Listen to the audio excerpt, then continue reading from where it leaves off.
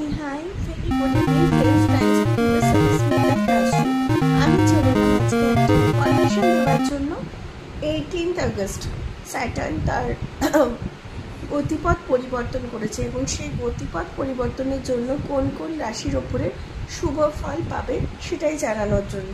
কোন কোন রাশিরা এই গতি পরিবর্তনের ফলে শুভ ফল লাভ করবে তাদের মধ্যে প্রথম তালিকায় আছে মিথুন রাশি বা জেমিনি বা মিথুন রাশি, যাদের অনেক দিন ধরে অনেক রকমের সমস্যা হচ্ছিল, ফিন্যান্স রিলেশনশিপ যাই করতে যাচ্ছিল আটকে যাচ্ছিল, সেভাবে এগোচ্ছিল না, তাদের ক্ষেত্রে কিন্তু অগ্রগতির কিছু হলেও পথ স্বাভাবিক হবে বলে মনে হয়।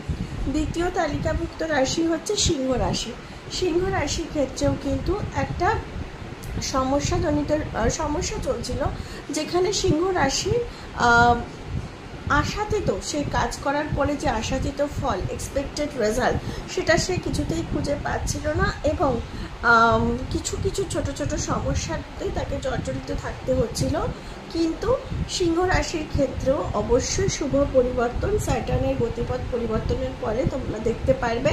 থার্ড রাশি হচ্ছে তুলা বা লিব্রার ক্ষেত্রেও যা সময় চলছিল, সম্পর্কে সমস্যা চলছিল, কর্মক্ষেত্রে যেটা এক্সপেক্টেড, যেটা ডিজার্ভ করে সেটা পাচ্ছিল না, সবসময় একটা স্ট্রেসফুল সময় যাচ্ছিল, সেটা থেকে অনেকটা লিব্রা কাটিয়ে উঠবে তুলা রাশি। আর ফোর্থ যেটা তালিকাভুক্ত রাশি সেটা হচ্ছে যে কুম্ভ রাশি। ইন কেস অফ অ্যাকোয়ারিয়াসের অনেকদিন কর্ম সংক্রান্ত ব্যাপারে অসুবিধা হচ্ছিল, যে কর্ম এক্সপেক্ট করছিল সেটা পাচ্ছিল না, বিভিন্ন রকম টার্ময়েল সংসারের মধ্যে দেখা দিচ্ছিল, লাভ লাইফের সমস্যা যাচ্ছিল।